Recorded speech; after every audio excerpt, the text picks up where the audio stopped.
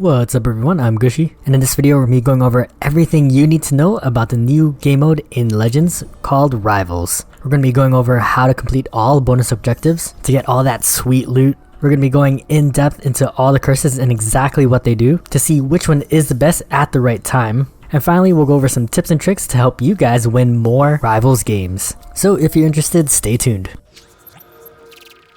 Before we start, if you guys are finding all these videos helpful, please drop a like and consider subscribing, because honestly the more positive feedback I get from you guys, the more motivation I have to make more videos. So with that out of the way, let's start off with the bonus objectives. We'll take a look at the end screen. The first one is collect Oni Treasure. For the map Realm of the Dead, you can find the Oni chest right over here to the left of the stairs. Very similar to the story missions. Opening the Oni chest will spawn enemy Oni, which you'll have to defeat. The main benefit of opening this up is not only the loot that we'll get at the end of the game, but it is a really quick way to get some magatama. I like to do this at the very beginning of the match, which should net you a decent amount to start cursing your enemies. The next bonus objective is to free Cage Onryo. So we'll quickly go over the location of where these Onryo are located. First one is on the left hand side of where you spawn. Once you go past the big circle area, you'll find the cage in the very back, which you'll first have to open. I recommend actually just slashing at it, as it's faster than holding R2 to open.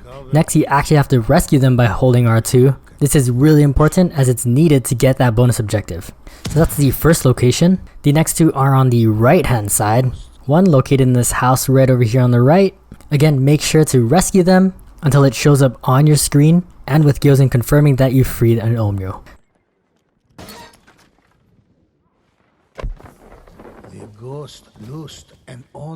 The third one is up these stairs. You can get some magatama on the way up, and it'll free a Straw Hat Ghost. Now the real question is, why do you want to do this in the game? And the main reason is that they function like shades, but most importantly, they don't drop magatama when they die. So as an example, Dutchy, who is on the other end, will send a couple of Onryo to my side, and once I kill them, they don't drop magatama. Warned that an Onryo drew near.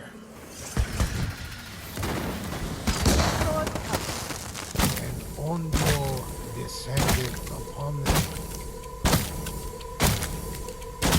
So this is a really good way to mess up the enemy without actually having them benefit from it. I actually recommend doing this towards the end of the game when they're trying to defend the objective. Okay, for the last bonus objective, all you have to do is bow before the match. This is super simple to do, and you have to do it when you're on the platforms facing your opponents. So just slide down on the touchpad and you should have this bonus objective complete. Next, let's go over all the curses that you can use to mess up your enemy. Starting from the far left, we have Wildfire. Again, Dutchy on the other end is going to activate it against me, and as we can see on the top left, the Wildfire symbol will appear. This is a time thing, so it's not going to happen all throughout the whole game. So first, it really doesn't look like anything's happening, but once we kill this guy over here, we'll notice that when he dies, fire appears on the ground. And I'd say fire isn't that much of a hindrance within Rivals, so Wildfire isn't the best option to pick. Directly to the right, we have the next curse called Shade. Now Shade will spawn an enemy Oni to the other side. Again, it will show up on your screen. Gyozen will do a call out to say a Shade has spawned, and most importantly, this blocks you from using any of your magatama. So when this happens, you always want to be prioritizing the shades, which are really easy to find. As you can see a big red strand coming from the air, going all the way down to the shades location. These could be any type of Oni, but the main differentiator is the fact that they are colored red. If you've been playing Legends, you already know that there are two types of Oni. The red and gray ones are the lower tiered, and the purple ones are the higher tiered ones, which has a lot higher health pool and a more diverse moveset. Next to the right of the shade crest, we have the Elder Shade. And so the difference between regular shades and Elder Shades is that it spawns those higher tiered purple Oni.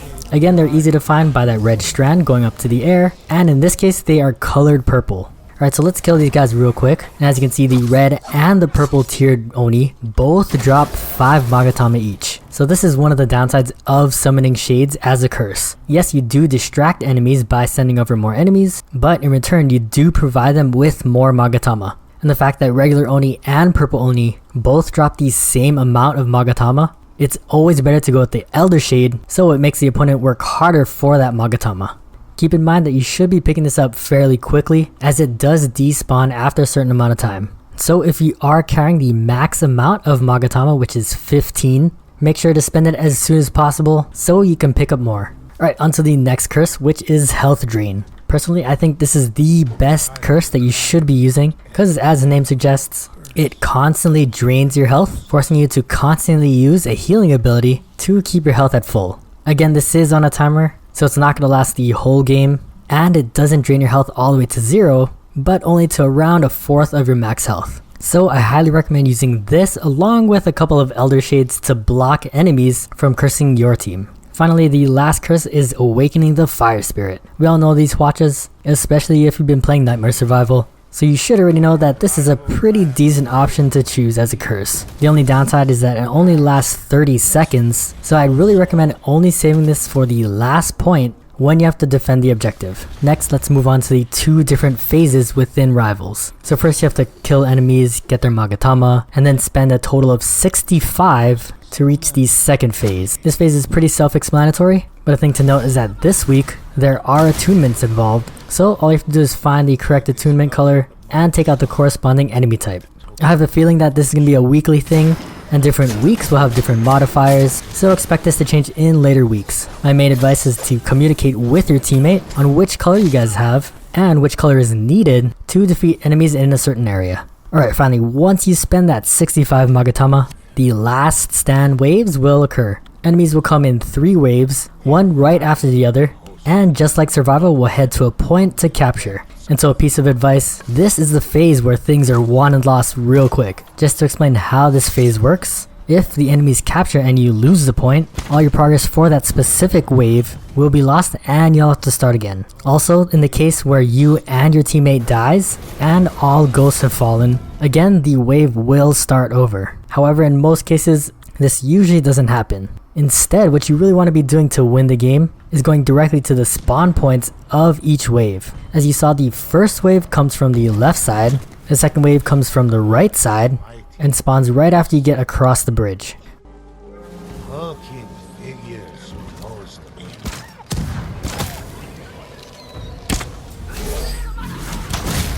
Ghost dispatch. Finally, the last wave spawns on the other side, again across the bridge, so make sure you throw everything you got, all your ults, all your ghost weapons, to get this wave down as quick as possible. And so each of these waves aren't that big. Unlike survival, there's not many Oni, and you could actually take them down pretty quickly. So again, I really wanted to stress how important taking down these waves as fast as possible is. And so that's pretty much everything you guys need to know about the new game mode in Legends called Rivals. Hopefully this knowledge helps you guys win more games, and as always, thank you guys for watching. Hope to catch you next one, and GG.